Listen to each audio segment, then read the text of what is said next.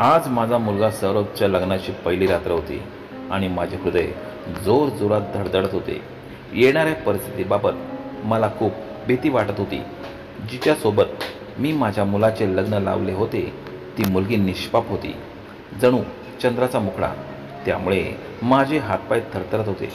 माझं सगळं शरीर घामाने भिजले होते. माझी ही अवस्था बघून सुनेना देखील घाबरली. आईजी, ते मला काही बोलणार तर नाहीत ना? काही इजा तर नाही ना करणार? मला खूप भीती वाटते. मी माझ्या भीतीवर ताबा मिळवला, कारण जर मी घाबरले असते तर सुनेना अजून घाबरली असती. मी तिला धीर देत म्हटले, चिंता करू नको बेटा, सौरव तुला काही इजा करणार नाही. तो मनाने खूप चांगला आहे. सुनैनाला कसे बसे समजावून मी खोलीच्या बाहेर आले आणि बागेत गेले, जिथे माझा मुलगा झुल्यावर बसलेला होता. मी म्हटले, सौरभ, तू इथे काय करतोयस? तुझी नववधू आज तुझी वाट पाहत आहे. माझ्या बोलण्यावर तो काही क्षण मला बघत राहिला आणि अचानक टाळ्या वाजवत मोठमोठ्याने हसायला लागला. आई, माझी नवीन नववधू आली आहे. आज मी खूप खुश आहे. आज मी तिचा सोबत राहणार आहे. तिच्यासोबत खूप खेळणार आहे. तिला माझी सगळी खेळणी देईल. ती मला सोडून तर जाणार नाही ना? आईने त्याच्या आनंदी चेहरा बघितल्यामुळे तिच्या डोळ्यात पाणी आले.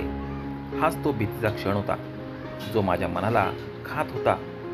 सुनैनाला खोलीत बसवेपर्यंत सौरभ आजारी होता आणि डॉक्टरने सांगितले होते की त्याची तब्येत कधीच ठीक होणार नाही.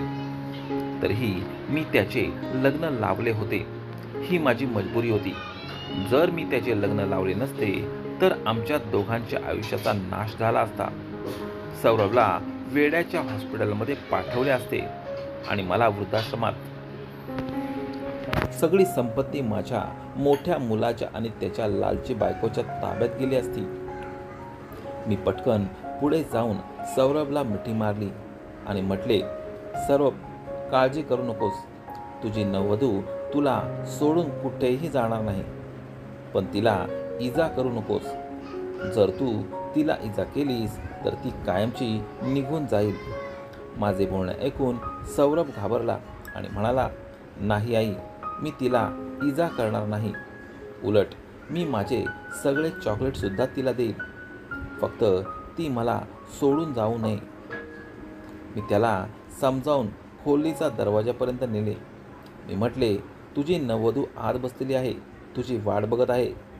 मग मी माझ्या पदरातून एक छोटीशी डबी काढली आणि त्याला दिली. मी म्हणाले, हे तुझ्या नववधूला दे. हे तिचे गिफ्ट आहे. माझ्या मुलाने ती डबी हातात घेतली आणि खुश होऊन उड्या मारत खोलीच्या आत गेला आणि मी बाहेर देवाला प्रार्थना करू लागले, हे देवा, माझ्या मुलाला खुश ठेव. मी स्वार्थी आई नाही की एका साध्या मुलीचे लग्न माझ्या आजारी मुलाशी केले. आमचे घर नकटे बनत होते. त्यांची बाउंड्री खूप उंच नव्हती. माझे थोडे दुर्लक्ष झाले आणि सौरभ बाउंड्रीपर्यंत पोचला आणि मग माझ्या छोट्या चुकीमुळे तो बाउंड्रीवरून खाली पडला.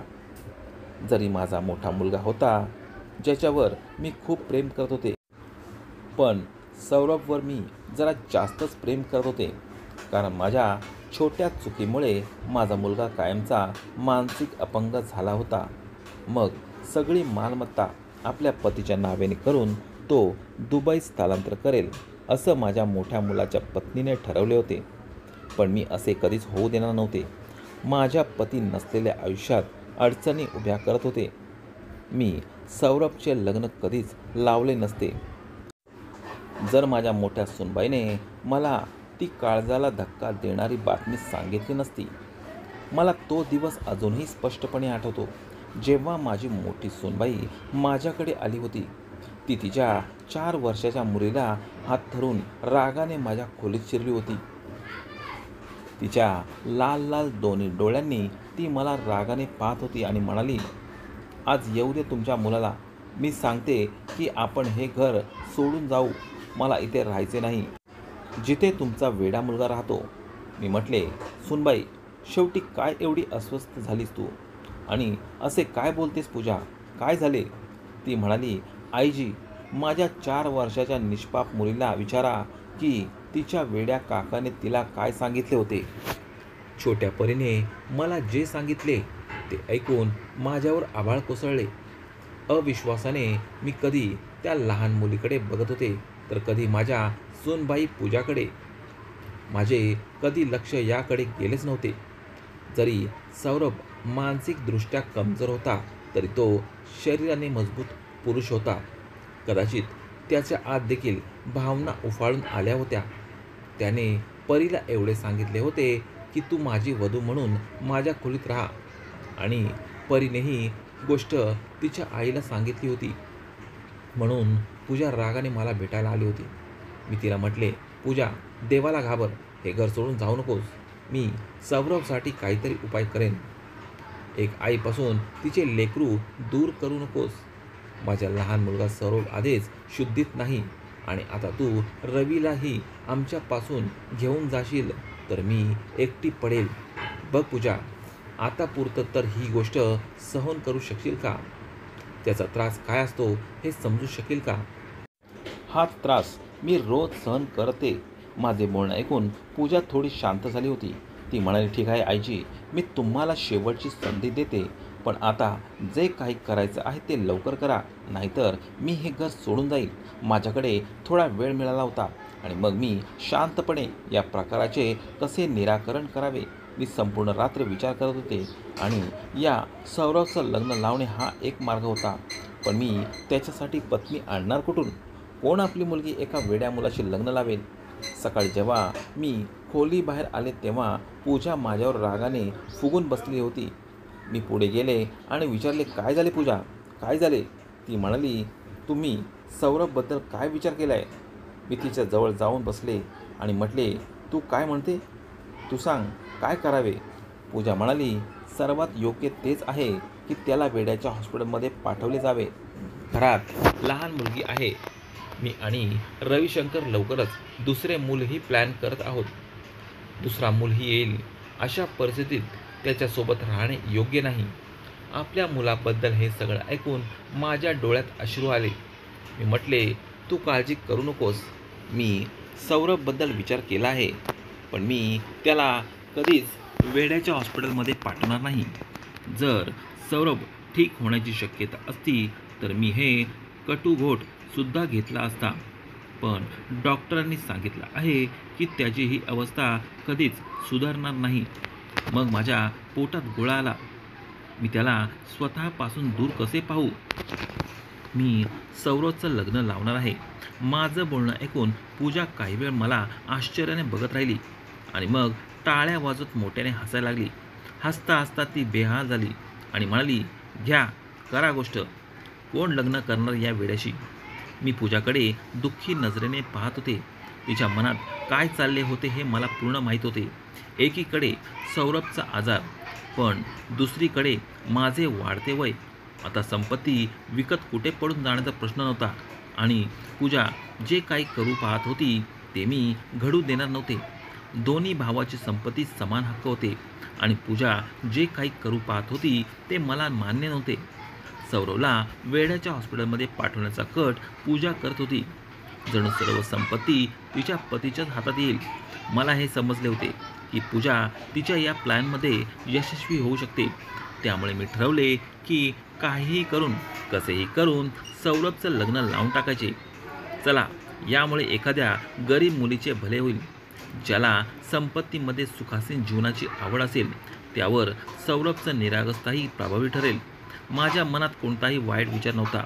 मी आमच्या कामवाल्या बाईला सांगितले, मला एखाद्या गरीब घरातली मुलगी हवी आहे. सौरभचं लग्न लावायचं आहे.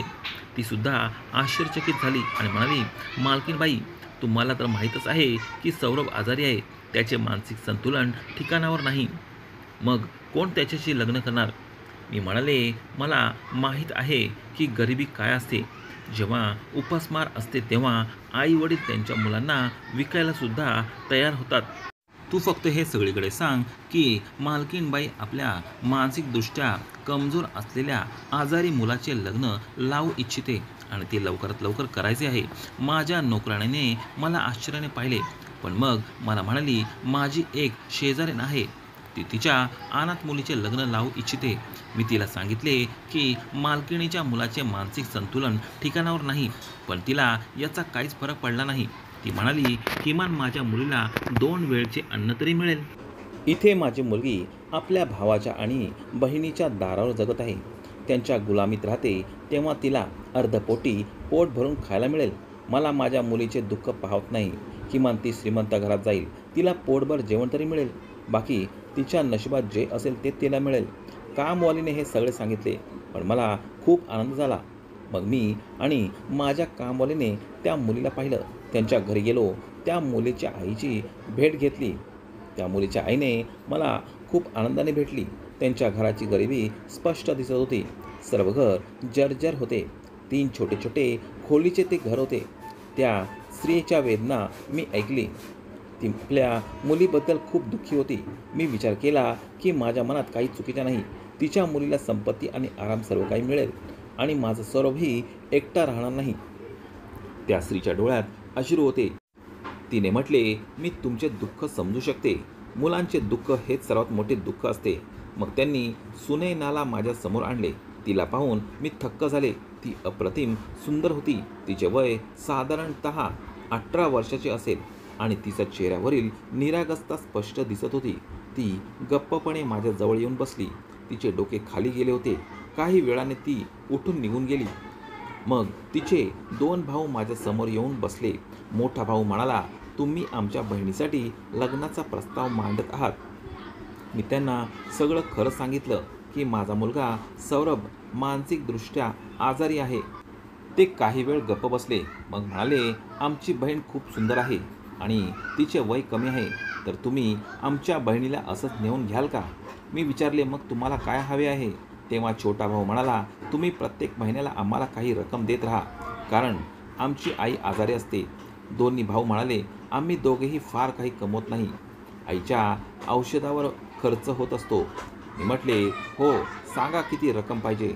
तेव्हा सुनैनाचा मोठा भाऊ म्हणाला, मला प्रत्येक महिन्याला 30,000 रुपये द्या आणि त्याशिवाय लग्नापूर्वी 5 लाख रुपये आणि गाडी आणि हे घर नवीन हवे.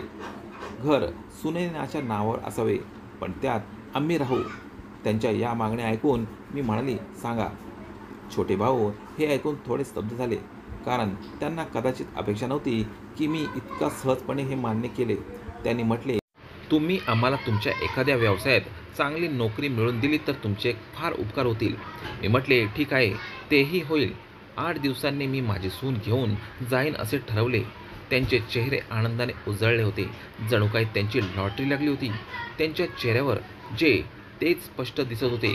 जसे ते निघून गेले तसं मला त्यांच्या जाण्याने जरा शांतता वाटली, कारण सगळं ठरवलं होतं. आज मी सुनैनाला माझी सून म्हणून घरात आणले होते. मी त्या लोकांचे तोंड बंद करण्यासाठी लाखो रुपये खर्च केले होते. त्यांना गाडी दिली होती आणि एक घरही.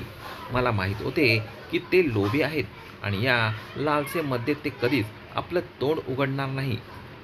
पण मी आता घाबरले. देवाला प्रार्थना करत होते की ही रात्र शांततेत जावी. सुनैनाने दरवाजा उघडला, पण तिची अवस्था पाहून माझे हृदय धडधडले. तिच्या संपूर्ण शरीरावर ठिकठिकाणी डाग होते. हे सगळं पाहून मी खूप घाबरले होते. सौरभ मात्र बिनधास्त झोपला होता. सुनैना माझ्या मिठीत येऊन फुटून फुटून रडू लागली. मी तिला घट्ट मिठीत घेतले आणि बाहेर आणले. माझ्या मनात खोल अपराधाची भावना निर्माण झाली होती. मी स्वतःला विचार करत होते, मी माझ्या फायद्यासाठी आणि मुलाच्या सुखासाठी त्या निरागस मुलीचे आयुष्य नासवले का? मी तिला सांभाळत म्हटले, सुनैना, स्वतःला सांभाळ, सर्व ठीक होईल. माझ्या या शब्दावर तिने मान हलवत आणि स्वयंपाकघराकडे निघाली. ती सर्वांसाठी नाश्ता बनवू लागली. तेव्हा मी तिला थांबून म्हटले, नोकर आहेत, तू फक्त आराम कर आणि स्वतःची काळजी घे. माझं बोलणं ऐकून सुनैना थोडीशी आनंद झाली, पण रात्र घालवणे कठीण होते. सौरभला मी वारंवार समजावून सांगितले की तिला मारू नकोस, नाहीतर ती तुला सोडून जाईल. सौरभ शांतपणे माझ्याकडे पाहत होता आणि म्हणायचा, आई, मी तिला मारत नाही. जर मी तिला मारले तर ती माझ्यावर रागवेल ना. मी तिला फक्त थोडं घाबरवतो, पण तीसुद्धा माझ्यावर राग करते. तरीही मी तिला काहीच म्हणत नाही. त्यांच्या या बोलण्यावर माझे मन उदास झाले. पण दुसऱ्या दिवशी तेच घडायचे. सुनैना शरीरावर ठिकठिकाणी डाग असायचे. तिची अवस्था वाईट पाहून मी खूप त्रस्त झाले होते. 2 महिने निघून गेले. एके दिवशी मला जाणवले की सुनैनाची तब्येत वेगळी वाटत होती. ती काही खायची तर उलटी करायची. चालताना तिला असं वाटायचं की ती आता पडेल. माझ्या मनात एक विचित्र आनंदाची लहर पसरली. मी तिला डॉक्टरकडे घेऊन जाण्याचा निर्णय घेतला आणि मग डॉक्टरने मला आनंदाची बातमी दिली. त्याने माझे सगळं जग उजळून निघाले होते. मी आजी होणार होते. मी सुनैनाला आनंदाने मिळत घेतले. सुनैना, सौरव तुझ्या जवळ आला होता का? मी हळूच तिला विचारले. तिने अजून आपलं डोकं खाली घालून घेतलं. त्या क्षणी मी सौरव आणि सुनैनाला प्रेमाने चुंबन घेतले. यानंतर मी सुनैनाची खूप काळजी घेऊ लागले. तिला माझ्याजवळ झोपायला सुरुवात केली, जेणेकरून सौरभ तिच्या बाळाला काही हानी पोचवणार नाही. पण सौरभ खूप त्रस्त होऊ लागला. तो म्हणायचा, माझ्या पत्नीला माझ्याजवळ ठेवा. ती माझ्या खोलीत का झोपत नाही? पण मी त्याला कसंबसं समजावू लागली. सौरव पहिल्यापेक्षा खूप चांगला होऊ लागला होता. सौरवच्या या बदलाने मी आश्चर्यचकित झाले होते. एके दिवशी जेव्हा मी त्याला डॉक्टरांकडे घेऊन गेले, तेव्हा डॉक्टरांनी जे सांगितले त्याने माझ्या आनंदाचा पारावर नव्हता. डॉक्टर म्हणाले, तुमच्या मुलामध्ये चमत्कारिक बदल होत आहे. मला वाटते जर हे असे चालू राहिले तर तो लवकरच पूर्णपणे बरा होईल. मी घरी आले, पण घर अगदी रिकामे रिकामे वाटत होते. मोठी सून आपल्या माहेरी गेली होती.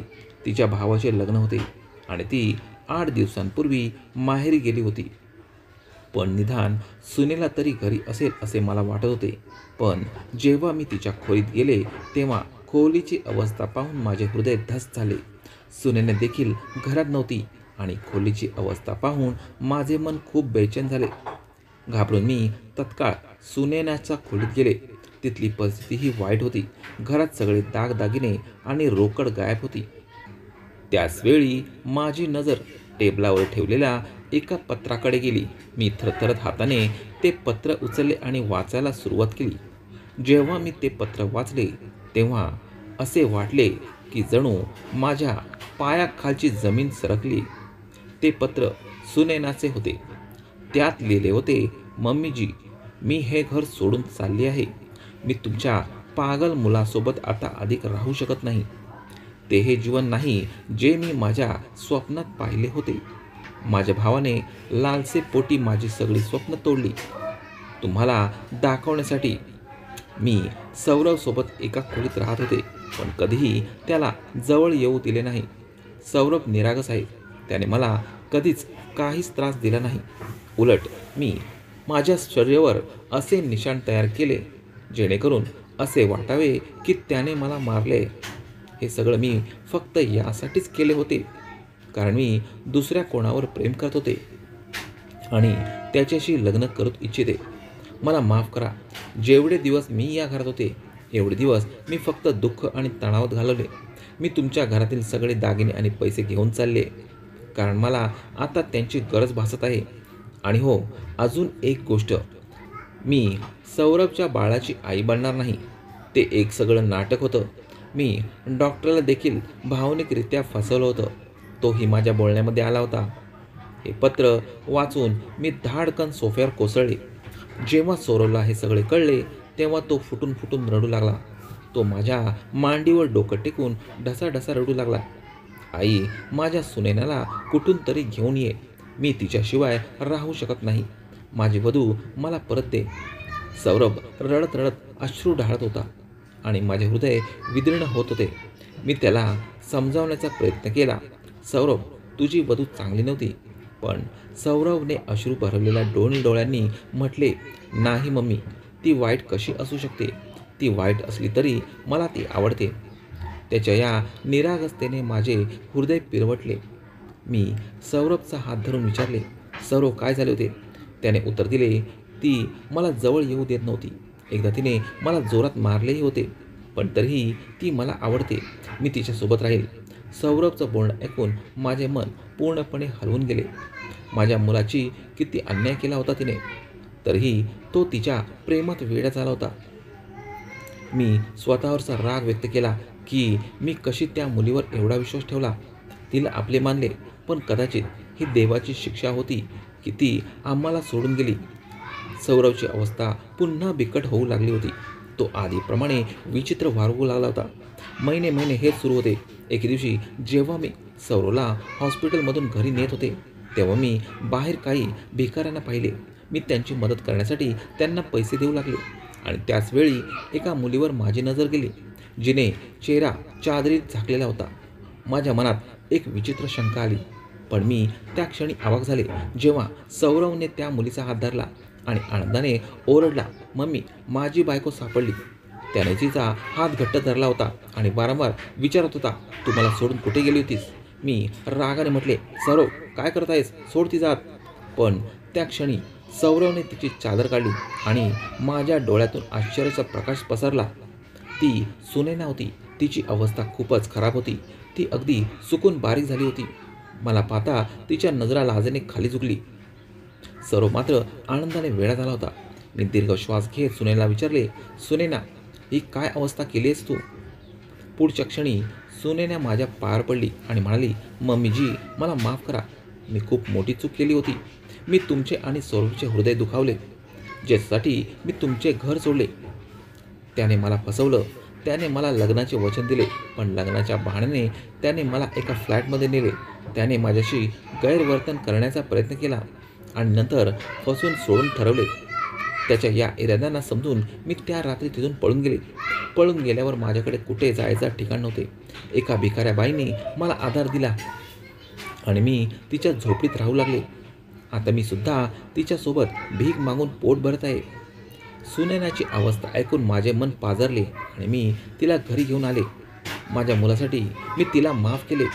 यावेळी सुनैना प्रामाणिकपणे या घरात आपले घर मानू लागली होती आणि सौरवला आपला नवरा मानू लागली होती.